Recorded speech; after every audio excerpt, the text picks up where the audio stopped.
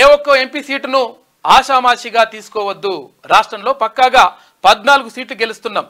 కాంగ్రెస్ నేతలతో CM PCC chief Revanth Reddy నామినేషన్ల కన్నా ముందే బూత్ లెవెల్ కమిటీలు వేసుకోండి. జాతీయ మేనిఫెస్టోను ఇంటింటికి తీసుకెళ్లండి. కరువుపై బీఆర్ఎస్ విష ప్రచారం, దాన్ని తిప్పికొట్టండి. ప్రభుత్వం కూల్తదని కేసీఆర్ కలలుగంటుండు. హైదరాబాద్లోనూ బీఆర్ఎస్ పని అయిపోయింది. జీహెచ్ఎంసీ మేయర్ వచ్చారు. ఇక బీఆర్ఎస్ ఎమ్మెల్యేలు వస్తున్నారు.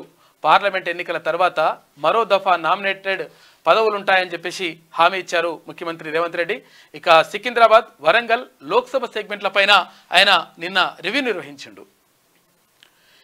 ఏ ఒక్క ఎంపీ సీటును కూడా ఆషామాషిగా తీసుకోవద్దని, కలిసి ముందుకు సాగాలని కాంగ్రెస్ నేతలకు CM PCC chief Revanth Reddy సూచించారు. రాష్ట్రంలో కాంగ్రెస్ వేవ్ ఉన్నదని, ఇక్కడ 14 లోక్సభ స్థానాలను ఖచ్చితంగా గెలవబోతున్నట్లు తన వద్ద రిపోర్ట్ ఉన్నదని చెప్పారు.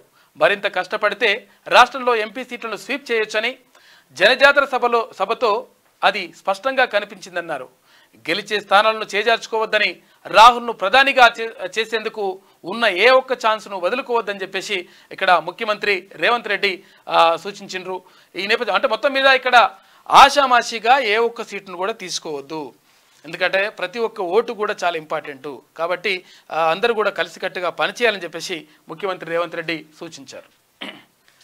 ఆదివారం జూబ్లీహిల్స్లోని తన నివాసంలో వరంగల్ ఎంపీ సీటుపై మంత్రి కొండా సురేఖ, ఆ జిల్లా ఎమ్మెల్యేలతో రివ్యూ చేస్తున్న సీఎం రేవంత్ రెడ్డి అంటూ ఇక్కడ చిత్రం చూసుకోవచ్చు.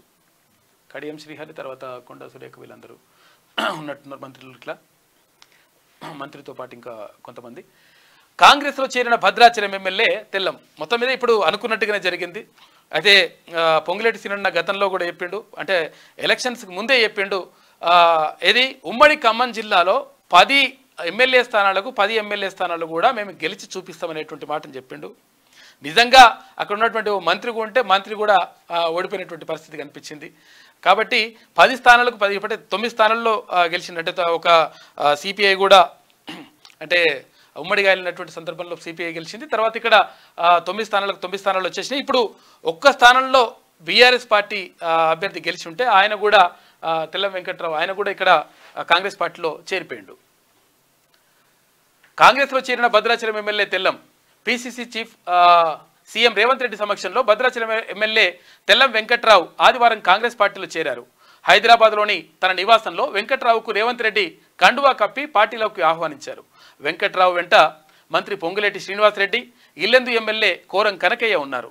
గత అసెంబ్లీ ఎన్నికల్లో ఖమ్మంలో బీఆర్ఎస్ నుంచి గెలిచిన ఏకైక ఎమ్మెల్యే తెల్లం వెంకట్రావు కావడం గమనార్హం. ఇప్పుడు ఆయన కాంగ్రెస్ గూటికి చేరడంతో ఉమ్మడి ఖమ్మం జిల్లాలో బీఆర్ఎస్ మొత్తం కూడా ఖాళీ అయిపోయింది.